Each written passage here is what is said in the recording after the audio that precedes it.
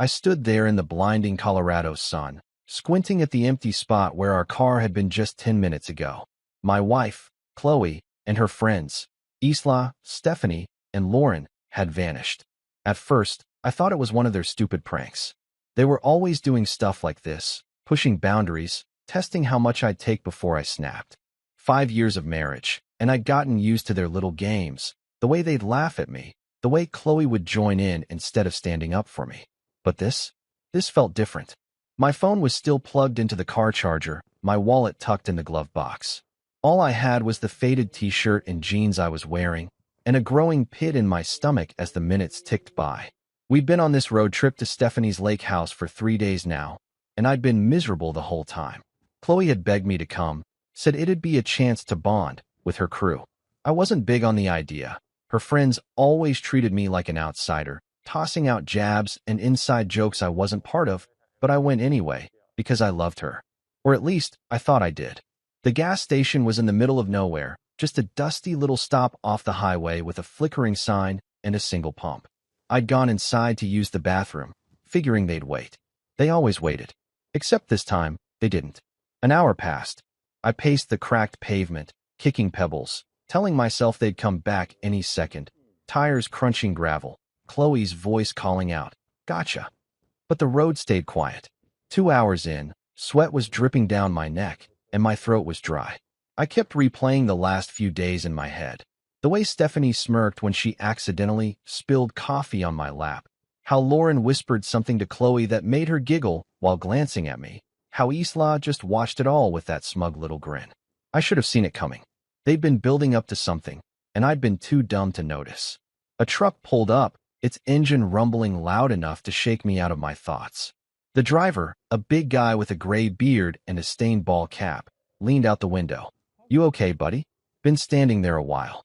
His voice was rough but kind, and it hit me like a punch. I wasn't okay. They weren't coming back. Chloe wasn't coming back.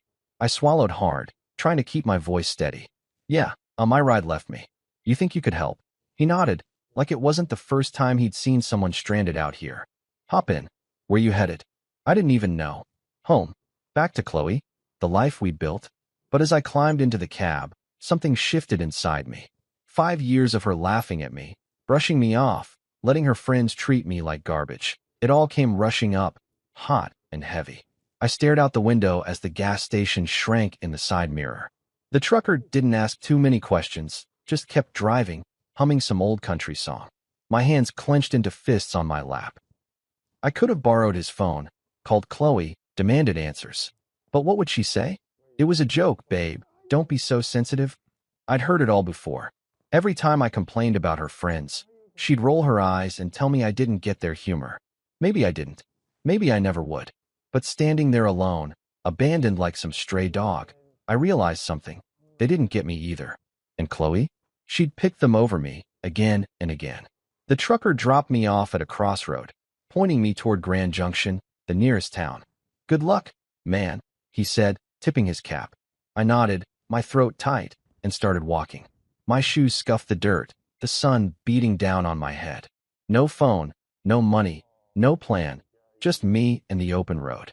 Part of me wanted to turn back, to beg someone at the gas station to call her, to fix this. But another part, a louder part, kept pushing me forward. I was done being the punchline, done being the guy they laughed at. Chloe and her friends thought they'd won, thought they'd broken me.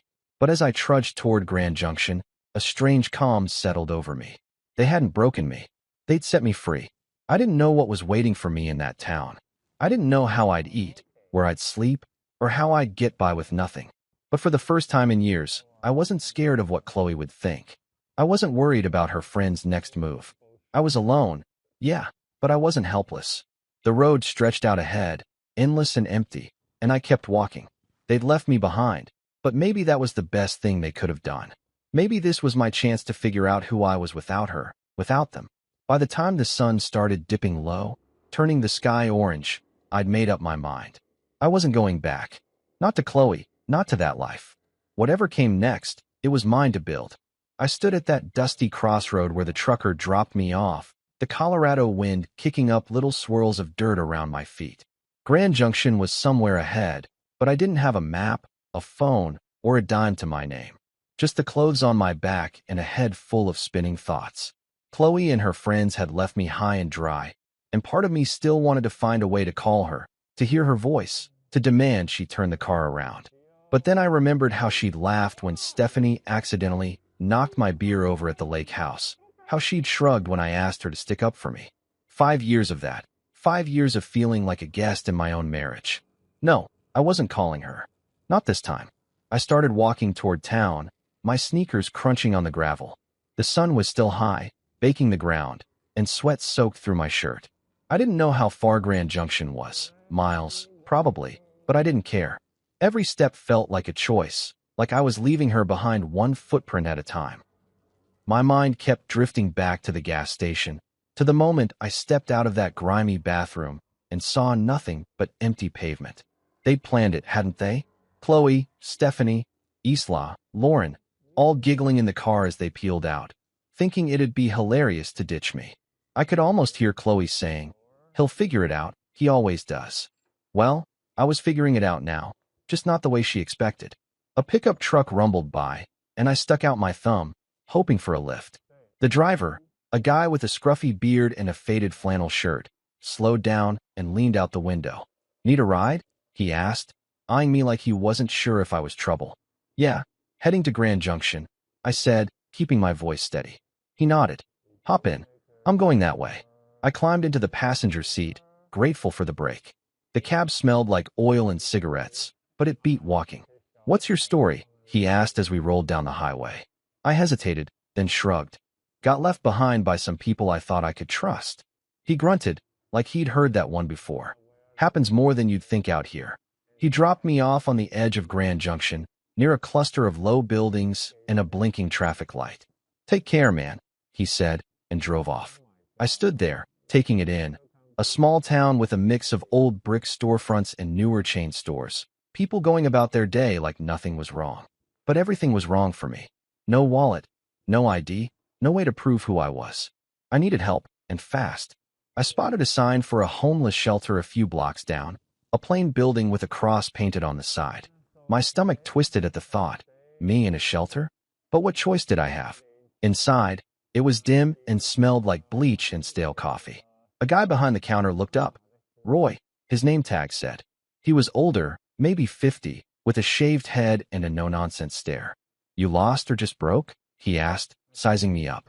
"Both," I admitted, rubbing the back of my neck. "Got ditched out on the highway. No money, no phone, nothing."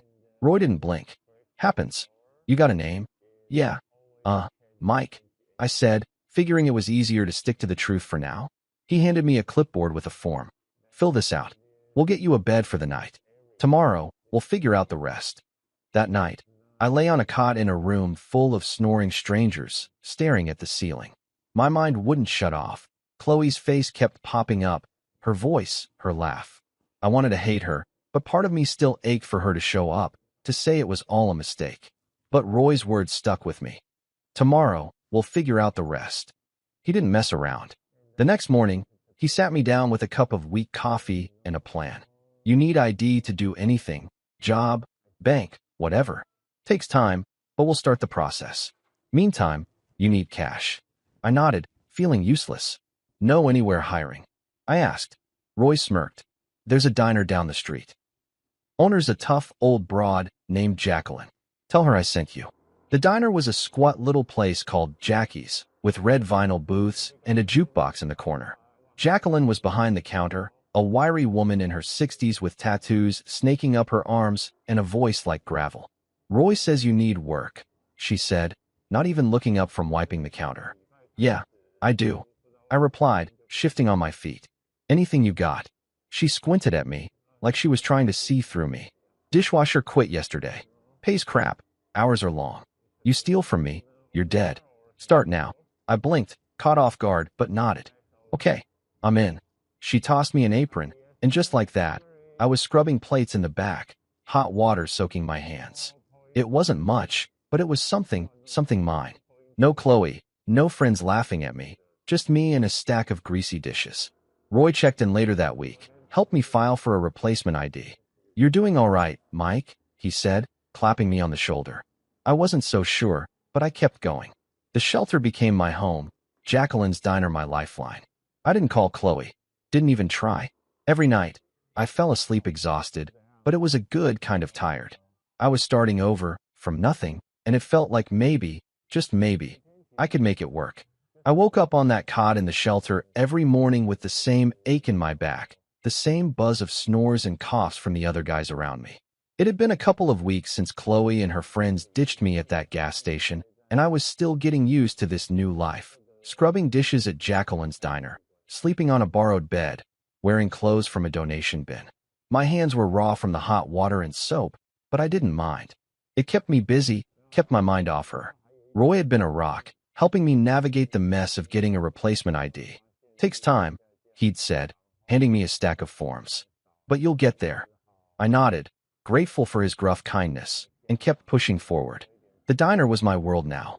Jacqueline didn't mess around. She'd bark orders from the counter, her sharp eyes catching every mistake. Move faster, Mike, we ain't got all day, she'd yell, but there was no real venom in it. I worked double shifts whenever I could, piling up cash in a little envelope I stashed under my cot. My first paycheck wasn't much, but it was enough to buy a cheap prepaid phone from the gas station down the street. I held it in my hands, the plastic still shiny, and felt a rush of something like pride. It wasn't fancy, but it was mine, bought with my own money, not Chloe's, not anyone else's. I didn't need her anymore. Then the call started. I'd only had the phone a day when it buzzed in my pocket while I was elbow deep in suds. I wiped my hands on my apron and pulled it out. Chloe's number flashed on the screen. My stomach dropped. I let it ring, watching it like it might bite me, until it went to voicemail. A minute later, the notification popped up. I shouldn't have listened, but I did. Her voice came through, soft and shaky, like she'd been practicing what to say. Mike, where are you? We waited for you. It was just a joke. We're so worried. Please call me back. I stood there, staring at the sink, the water still running. Worried? They'd left me in the middle of nowhere with nothing. If they'd waited, they'd have come back by now. The phone buzzed again, Stephanie this time. I hit play on her voicemail, and her tone was totally different, all smug and casual. Come on, dude. You have to admit, it was hilarious. Call us back, all right. Hilarious. I clenched the phone so hard my knuckles went white. That's what I was to them. A punchline. A story to laugh about over drinks at the lake house. More calls came after that. A flood of them. Chloe again. Then Lauren. Then Stephanie, piling up with texts and voicemails. We miss you. Where'd you go? This isn't funny anymore. I scrolled through them all, my chest tight, my head spinning. Chloe's words kept echoing. Fake concern, fake tears. She didn't care. None of them did. I sat on my cot that night, the shelter quiet except for the creak of springs and the hum of the heater. The phone glowed in my hand, their messages lighting up the screen. I listened to Chloe's first one again, then Stephanie's, then one from Lauren that was just her giggling before it cut off. My thumb hovered over the call button. Part of me wanted to dial Chloe, to scream at her, to ask why she'd done this. But what would it change? She'd just laugh it off, or cry and make me feel guilty, like she always did. I'd spent years swallowing their crap, smiling through it because I thought that's what a good husband did. Not anymore. I went through the list. Chloe, Stephanie, Isla, Lauren, and blocked every single one. My fingers shook a little as I did it, but once it was done, the phone went silent. No more buzzing, no more lies. I leaned back against the wall, letting out a breath I didn't know I'd been holding. It felt like cutting a rope I'd been tangled in for years. They couldn't reach me now. They didn't get to decide how this ended. I did. The next day, I went back to the diner like nothing had happened, plunging my hands into the dishwater, letting the heat burn away the last of their voices in my head. Jacqueline noticed something was off, though. You're quiet today, she said, tossing me a rag to wipe down the counter. Trouble. I shrugged, not wanting to get into it. Just sorting some stuff out. She snorted. Long as it don't mess with my kitchen, sort of way. I smirked at that. She didn't care about my drama, just the job. It was refreshing. Roy checked in later, handing me a paper with a case number for my ID. Coming along, he said. You holding up? I nodded. Yeah, better than I thought. He clapped me on the shoulder and left me to it. By the end of the week, I'd saved enough to buy a second-hand jacket from the shelter's donation pile. Nothing fancy, but it kept the chill off. I walked back to my cot each night, The prepaid phone silent in my pocket and felt lighter. Chloe and her friends were gone, cut out like a bad habit. I didn't need their apologies or their excuses. I had work, a bed, a plan, small things, but they were mine. The ache was still there, sure, the sting of betrayal, but it was fading. Every dish I scrubbed, every dollar I tucked away, I was building something new, something they couldn't touch.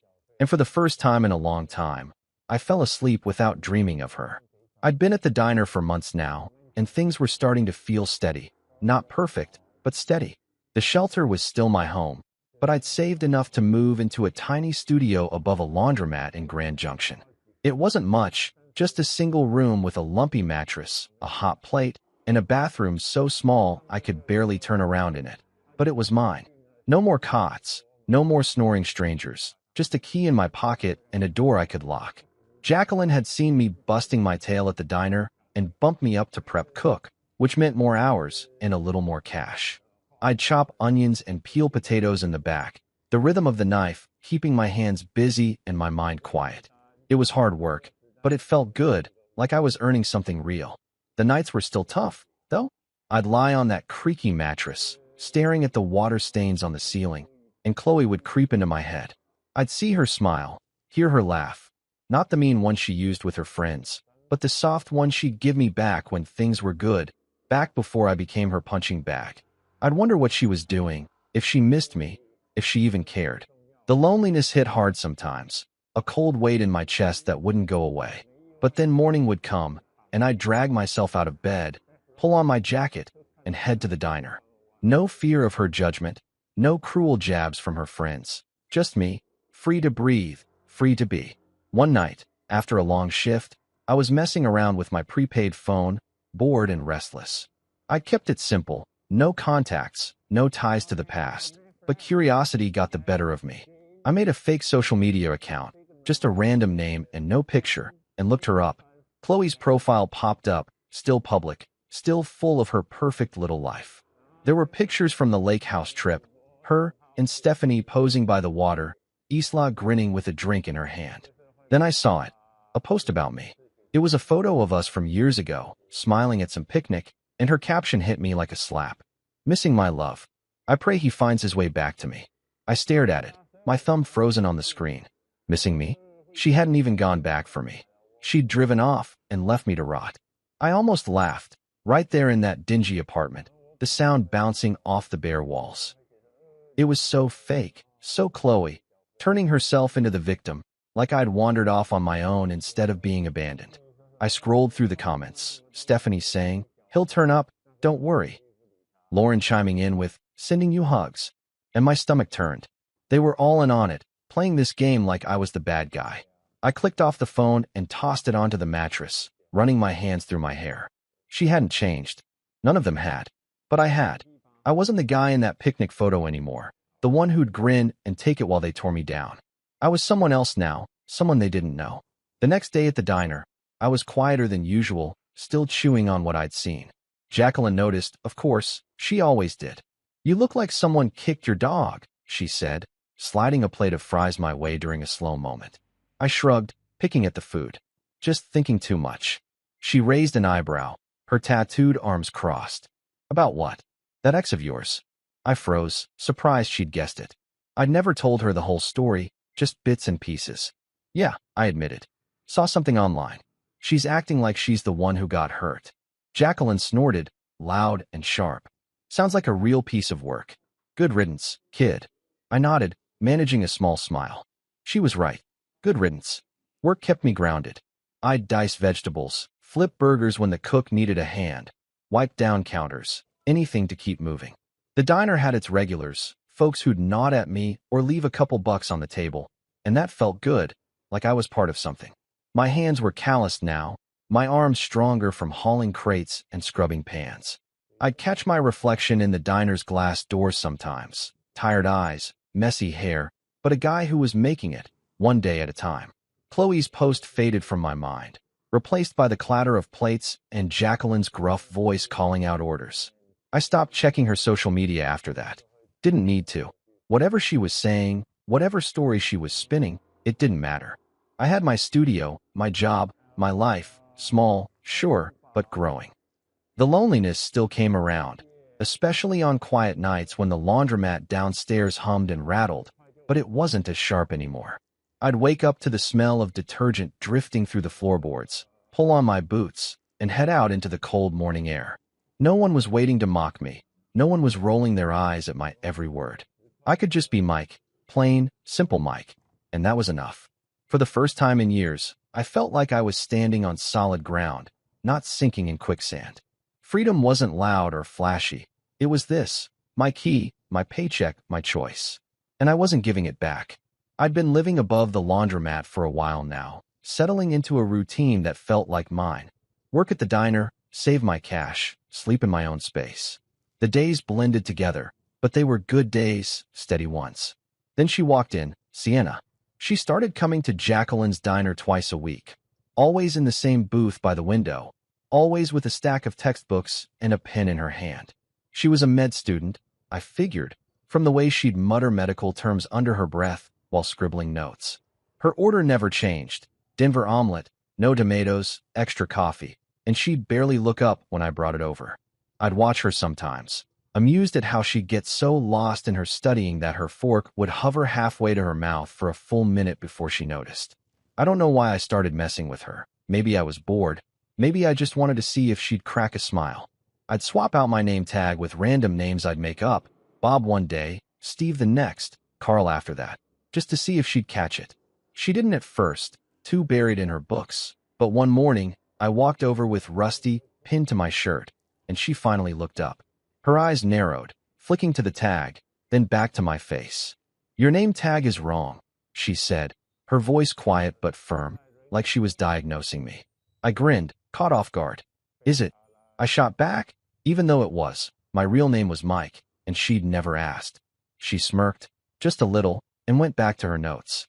That was it, our first real moment, and it stuck with me.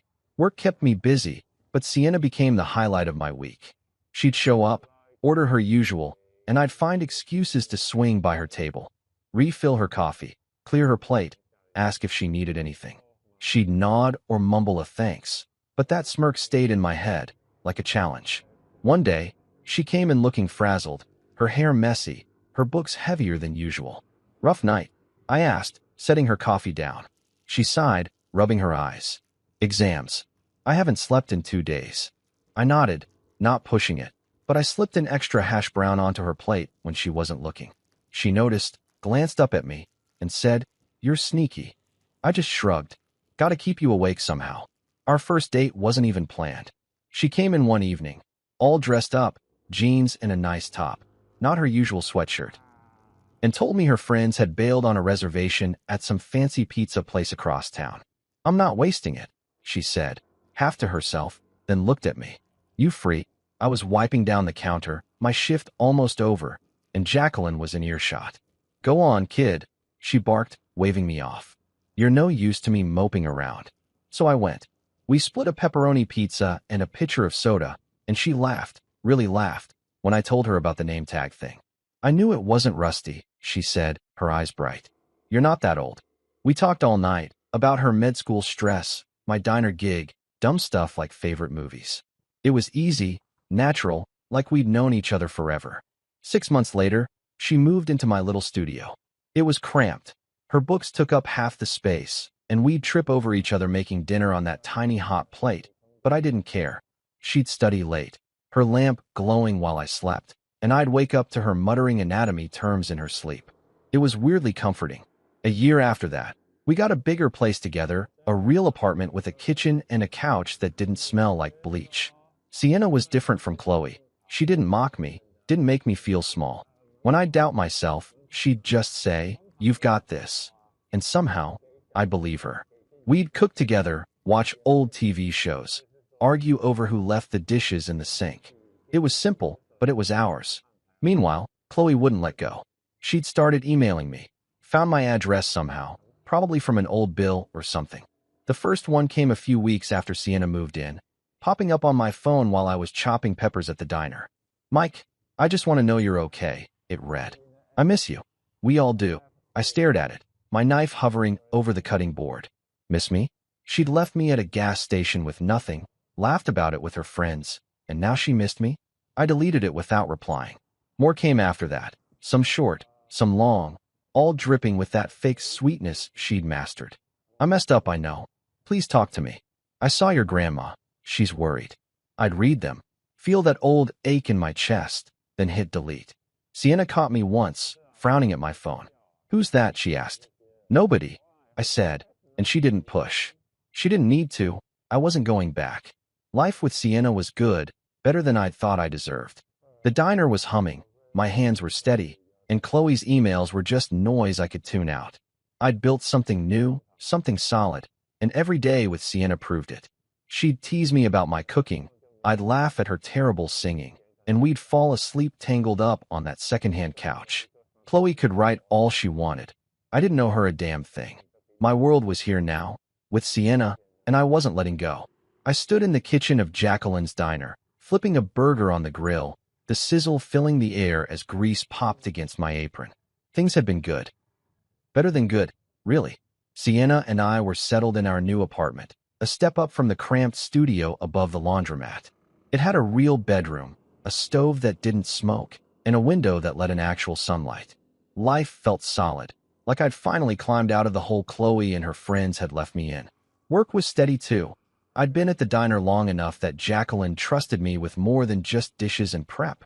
She'd started leaning on me, barking less and nodding more when I got things done right.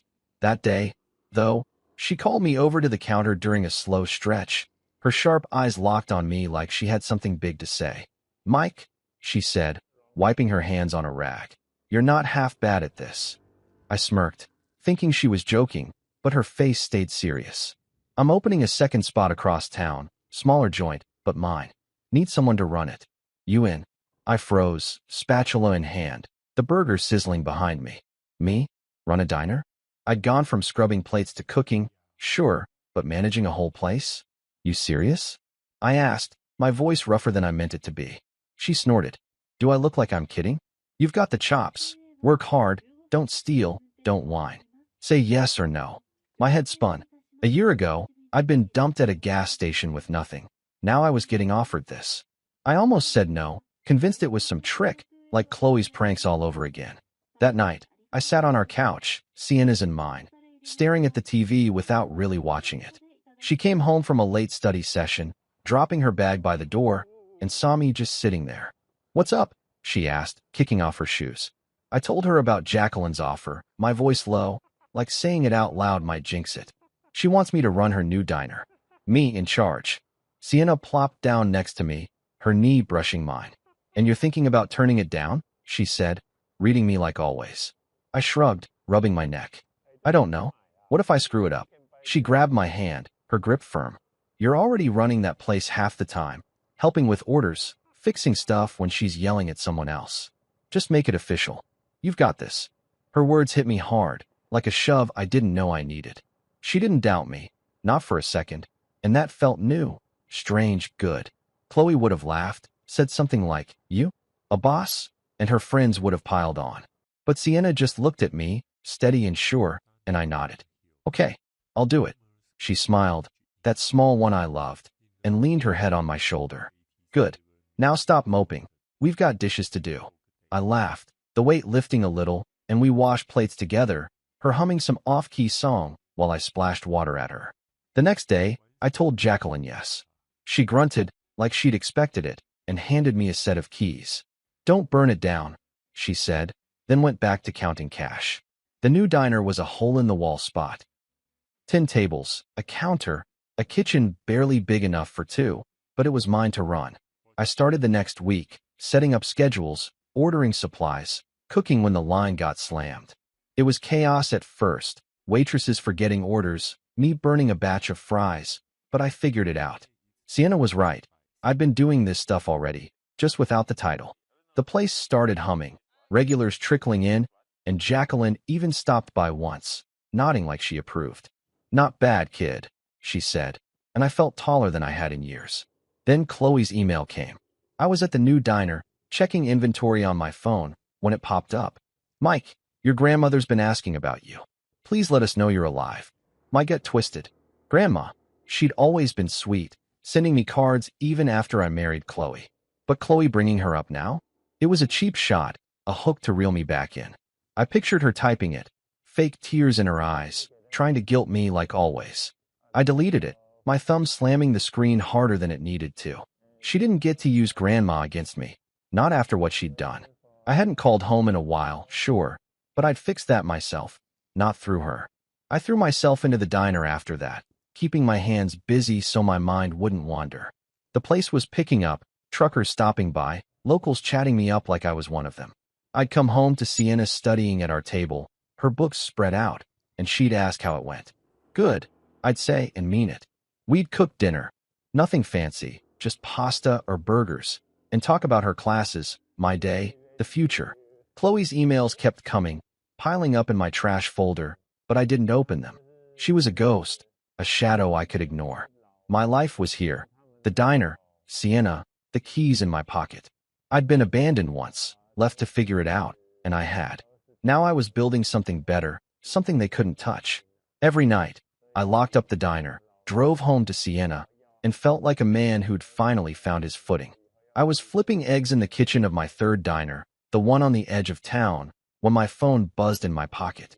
The morning rush was in full swing, truckers hollering for coffee, waitresses darting between tables, and I almost ignored it. 15 years had turned me into a different man. Sienna and I were married, 2 kids tearing up our house, 3 diner locations keeping me busy.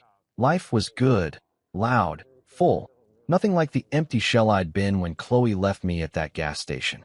I wiped my hands on my apron, pulled out my phone, and saw it. A LinkedIn notification. Someone viewed your profile 27 times today. My stomach did a little flip. I didn't use LinkedIn much, just a basic page with my name, the diners, a blurry photo Sienna made me take. But 27 times? That wasn't normal. I tapped it open, the grill hissing behind me, and there she was, Chloe. Her name hit me like a cold splash of water, right there on the screen, tied to some company I didn't care about. 27 views in one day. She'd been digging through my life, over and over. I set the phone down, my hands gripping the counter, trying to steady myself. 15 years, and she was back, creeping in like a shadow I thought I'd shaken off. I flipped the eggs, barely watching, my mind racing. What did she want? Why now? I'd blocked her emails years ago, ignored her guilt trips, built a whole world without her. But here she was, poking around, silent but loud in my head. The diner smelled like bacon and syrup, the clatter of plates keeping me grounded. I plated the eggs, handed them off to a waitress, and tried to focus. Coffee needed refilling, hash browns were burning, but Chloe's name stuck with me. I pictured her sitting somewhere, clicking my profile, seeing the diners, maybe even the old job at Jacqueline's I'd listed. Did she know about Sienna? The kids? I hadn't posted much, just enough to look legit, but 27 views meant she was looking hard.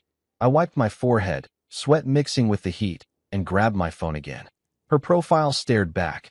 Chloe, older now, hair cut short, a tight smile in her picture. Consultant, it said. I didn't read more. Didn't want to. I stepped into the back, a tiny storeroom with shelves of flour and canned goods, and leaned against the wall. My heart was thumping too fast, like I'd run a mile. 15 years, 2 kids, a wife, a business, and she could still rattle me. I hated that. I'd worked so hard to bury her, to forget the gas station, the laughter, the way she'd made me feel like nothing. Now she was back, not even saying anything, just watching. Was she jealous? Mad? Desperate? I ran my hands through my hair, pacing the cramped space. Part of me wanted to message her, "What's your deal?" But I stopped myself. That's what she'd want. Me reaching out, giving her a crack to slip through. I went back to the grill, threw myself into the rush, cooking, pouring, wiping down tables when the waitresses got swamped. The regulars nodded at me. Some guy asked for extra ketchup, and I kept moving, kept my hands busy. But she was there, in the back of my mind, those 27 views like an itch I couldn't scratch. I didn't tell Sienna when I got home that night. She was on the couch, folding laundry, the kids upstairs yelling about some game. Busy day? She asked, glancing up. Yeah, I said, forcing a smile, kissing her forehead. Same old. She didn't push, just handed me a pile of socks to sort, and I sat there, folding, pretending everything was fine. The house was warm, smelled like dinner, chicken and rice, Sienna's go-to, and the kids tumbled down, begging for dessert. I laughed, said no, felt normal for a minute. But Chloe lingered, a ghost I couldn't shake. I didn't check LinkedIn again, didn't need to see if she'd looked more. 27 was enough. I helped Sienna with the dishes, her hip bumping mine, and tried to let it go. My life was here, 2 kids fighting over the last cookie, a wife who didn't laugh at me, diners I'd built from nothing. Chloe couldn't touch that, not really. Still, I went to bed with her name in my head, staring at the ceiling while Sienna slept beside me. The next day, I was at the first diner, pouring coffee, when my phone buzzed again. I didn't look, just shoved it deeper in my pocket. If it was her, I didn't want to know. I'd spent years locking her out, and now she was knocking, quiet but steady. I focused on the work, grill, counter, cash register, kept my hands moving, my voice steady. She was out there, somewhere, but I was here, standing tall. Whatever she wanted, whatever game she was playing, I wasn't biting. Not yet. Not ever, if I could help it. I was wiping down the counter at the original diner, the one Jacqueline first hired me for, when the door jingled and they walked in, Chloe, Stephanie, and Isla. It was 3 days after those LinkedIn alerts, and I'd been on edge, half expecting something like this. The breakfast rush had just died down, leaving a handful of regulars sipping coffee, the air thick with grease and burnt toast. I saw them before they saw me, Chloe's short hair catching the light, Stephanie's swagger still there, Isla hunched like she wanted to disappear. My gut twisted, hands freezing on the rack. 15 years since they ditched me at that gas station, and now they were here, in my diner, my turf. I didn't move, just watched them pick a booth by the window and sit, their voices low but familiar. I could have stayed back, let the waitress handle it, but something pulled me out there. Maybe anger, maybe just needing to see it through. I grabbed a pot of coffee, more for something to hold than anything else, and walked over. Chloe spotted me first, her eyes going wide, her mouth dropping open. "Oh my God, it's you," she said, her voice shaky, like she hadn't rehearsed it. Stephanie leaned back, smirking like always. "Hey, look at you, big shot." Isla glanced up, then down fast, her hands fidgeting with the menu. I stood there, coffee pot in hand, looking at them. Older, worn, desperate in a way I didn't expect. "What do you want?" I asked, keeping it short, my voice harder than I felt. Chloe shifted, leaning forward, her fingers twisting together. "Mike, can we talk? Please." I didn't sit, didn't soften. "I'm working. Talk." She swallowed, glancing at Stephanie for backup, then started. We need your help." It spilled out. Her life had crashed. Her artsy little business went under. Her marriage, some guy I didn't know, fell apart, and she was broke, begging now. Stephanie jumped in, casual like it was no big deal. "You're doing all right? 3 diners? We just need a hand, for old times." Isla nodded, barely audible. "Just a little help." I listened, letting it sink in. Chloe's sob story, Stephanie's charm, Isla's guilt. They'd planned this, tracked me down, thought I'd roll over. I stood there, coffee pot still hot in my grip, watching them squirm. Chloe's eyes got wet, Stephanie's smirk twitched, Isla shredded the edge of her menu. I remembered her LinkedIn stalking, 27 views, then showing up here, thinking I'd cave because I used to. "Wait here," I said, turning away. I walked to the office, a cramped box with a desk and a stack of receipts, my boots heavy on the floor. They wanted money. After leaving me with nothing, laughing about it, they thought I'd just hand it over. I sat down, the chair creaking, and stared at the wall. My hands shook a little, not from fear, from anger. I could have yelled, thrown them out, but I didn't. I grabbed an envelope, wrote a check, and headed back. They were still there, whispering, heads snapping up when I walked over. I dropped the envelope in front of Chloe, watching her fingers snatch it up, her face lighting up for a second. She opened it. $73.50, the exact cost of a Greyhound ticket from Grand Junction back home, 15 years ago. Her smile crashed, her breath catching. Stephanie grabbed it, glaring. "What the hell is this?" she snapped. I leaned in, my voice low, steady. "That's what it would have cost me to get back to you that day. I didn't. You don't get more than that." Chloe's mouth opened, no sound coming out. Stephanie shoved the check at me. "You're a jerk, Mike. After everything." I cut her off. "After everything? You left me. You laughed. This is me being generous." Isla flinched, her hands balling up, but she didn't speak. I straightened, looking at them.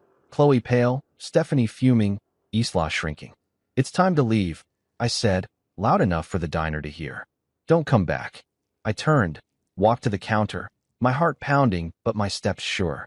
The waitress hovered, unsure, but I waved her off. "They're done," I said, grabbing a rag to wipe my hands. They sat there a minute, stunned, then scrambled up, Chloe shoving the envelope in her purse, Stephanie muttering, Isla trailing behind. The door jingled shut, and the diner went back to normal, coffee pouring, forks clinking, like they'd never been there. I stood behind the counter, pouring myself a cup, my hands steady now.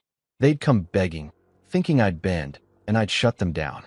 It wasn't loud or messy, just cold, final. I sipped the coffee, bitter on my tongue, and watched the regulars chat, oblivious. Chloe's tears, Stephanie's anger, they didn't matter. I'd given them what they'd given me, just enough to walk away. The diner hummed around me, my diner, my life, and they were gone. I finished my shift, locked up, and drove home, the weight lifting with every mile. They'd tried, and they'd lost. That was it. I leaned against the diner's front window, the glass cold against my arm, watching Chloe, Stephanie, and Isla out in the parking lot. They'd just stormed out after I handed them that $73.50 check. Bus fare from Grand Junction, nothing more. And now they were at it, arguing like kids caught stealing. Stephanie was loud, her hands slashing the air, her face twisted up like she wanted to hit something.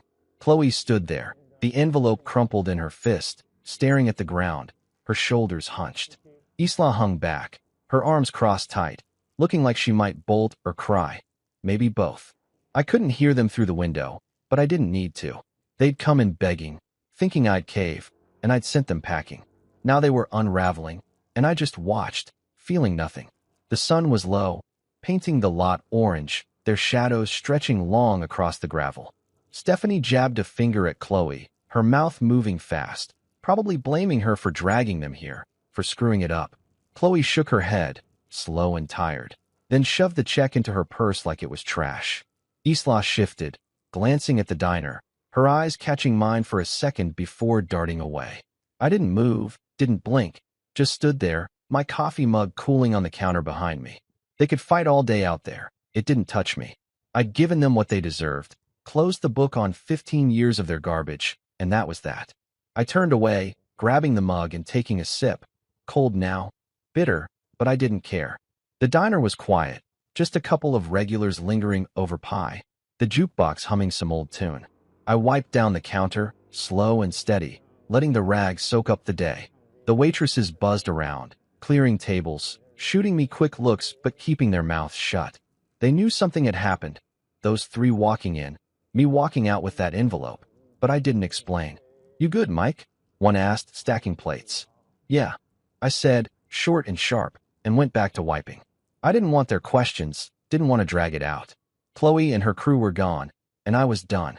Driving home, the truck's engine growled under me, the road dark except for my headlights cutting through. My hands gripped the wheel, my mind stuck on that scene. Chloe's face when she saw the check, Stephanie's snarl, Isla's silence. It should have felt good, shutting them down, and it did, mostly. But there was this itch, a little nag I couldn't shake. They'd looked desperate, broken, Chloe especially, with her sob story about her life falling apart.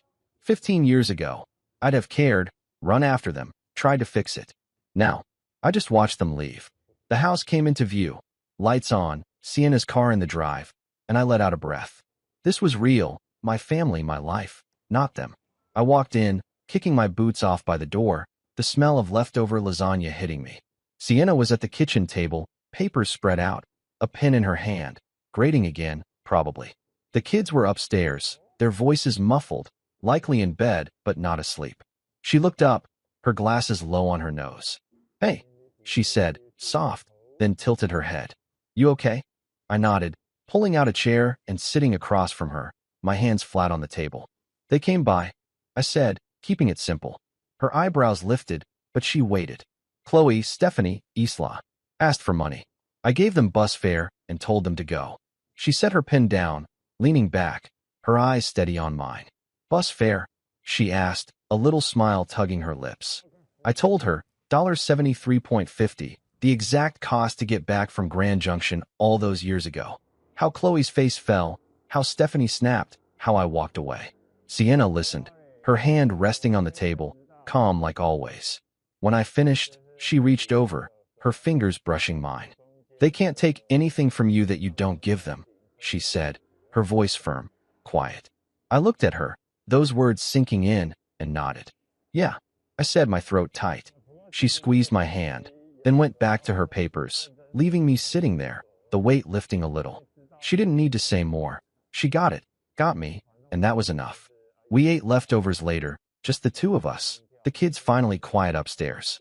I poked at the lasagna, my head still half in the parking lot, Stephanie yelling, Chloe staring, Isla shrinking.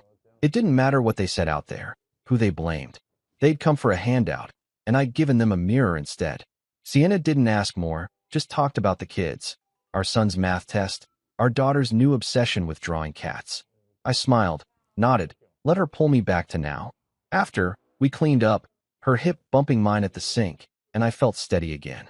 That night, lying in bed, Sienna's breathing slow beside me, I stared at the ceiling. The house creaked, the kids shifting in their rooms, and I replayed it. Those three in my diner, then out in the lot, falling apart. They couldn't touch this, my family, my diners, me. I'd shut the door, locked it tight, and they were on the other side, where they belonged. The itch was still there, faint, but fading. Sienna was right. They got nothing I didn't give, and I'd given them the end. I closed my eyes, the days slipping away, and slept hard, done with their ghosts for good. I stood in the kitchen of our house, stirring a pot of chili on the stove, the smell of spices filling the air.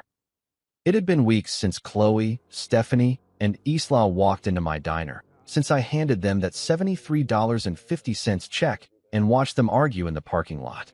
I hadn't seen them since, not a call, not an email, not even a whisper on LinkedIn.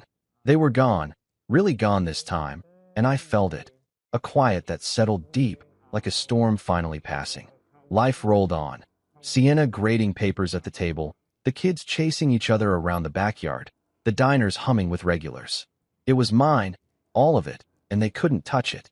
I'd stopped looking over my shoulder, stopped waiting for the next knock. The chili bubbled, steam rising, and I tasted it. Needed more salt, maybe a kick of pepper.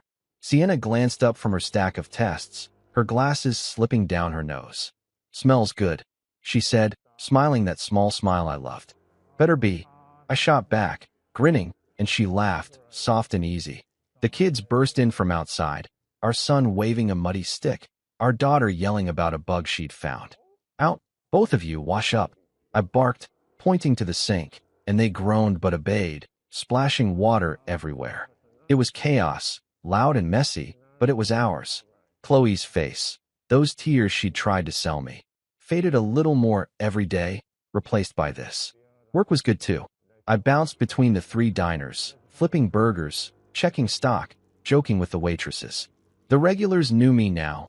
Old Tom with his coffee, the trucker who tipped big, the lady who always asked for extra napkins. They'd nod, say, "Hey, Mike," and I'd nod back, feeling like I belonged. Jacqueline stopped by the first diner one morning. Her tattoos faded, but her glare still sharp. "You didn't screw it up," she said, looking around, then clapped my shoulder and left. High praise from her. I laughed to myself, pouring coffee for a table, and thought about how far I'd come, from a gas station nobody to this. I didn't check on Chloe anymore. No fake social media accounts, no late-night scrolls. I'd done that once, years back, seen her play the grieving widow, but now? I didn't need to know. She was out there, somewhere, living whatever life she'd made after her business tanked, her marriage crumbled. Stephanie, and Isla too, maybe still mad, maybe still blaming her. It didn't matter. They'd come begging, and I'd shut the door. That $73.50 check was the last thing I'd ever give them. Just enough to walk away, like they'd left me to do. I didn't feel bad, didn't feel guilty. I felt free. Sienna and I took the kids to the park that weekend, a crisp fall day with leaves crunching under our boots. Our son ran ahead, kicking a ball, while our daughter clung to my hand, pointing at every squirrel. Sienna walked beside me, her arm brushing mine, and we didn't say much, just watched, breathed, lived. I thought about Chloe for a second, her showing up, her voice cracking, and let it go. She couldn't take this from me, couldn't even come close. I'd built it all without her, despite her, and it was better than anything she'd ever offered. You're quiet, Sienna said, nudging me. Just happy, I replied, and she squeezed my hand, knowing I meant it. Back home, we ate the chili, too spicy, the kids complained, but they shoveled it down anyway. I sat at the table, watching them bicker over the last roll, Sienna rolling her eyes at their noise. This was it, the best revenge, if you could call it that. Not some big fight, not rubbing it in their faces, just living well, living real. Chloe wanted me to break, to crawl back, and I hadn't. I'd walked away from that gas station, from her, and kept going. Roy at the shelter, Jacqueline's diner, Sienna's laugh, these kids. Every step was mine, every piece earned. They'd lost, not because I'd beaten them, but because I'd stopped playing their game. The days kept rolling, school runs, diner shifts, quiet nights with Sienna on the couch. I didn't look back, didn't need to. Chloe was a memory, a shadow that couldn't reach me anymore. I'd see her sometimes, in a flash, her smirk, her tears, but it didn't stick. I'd turn the radio up, flip a burger, hug my daughter, and she'd fade. The diners thrived, the kids grew, Sienna and I argued over dumb stuff like whose turn it was to mow the lawn. It was simple, messy, perfect. I'd wake up early, make coffee, stand in our kitchen looking out at the yard, and feel it. Peace, deep and steady. One night, after the kids were in bed, I sat on the porch, a beer in my hand, the air cool against my skin. Sienna came out, wrapped in a blanket, and sat beside me. "What's on your mind?" she asked, her voice soft. I took a sip, staring at the stars. "Nothing," I said, then smiled. "Everything." She leaned her head on my shoulder, and we sat there, quiet, together. Chloe was gone, really gone, and I was here whole. The best revenge wasn't revenge at all. It was this, right now, a life so good I didn't need to prove anything. I'd made it, and that was enough.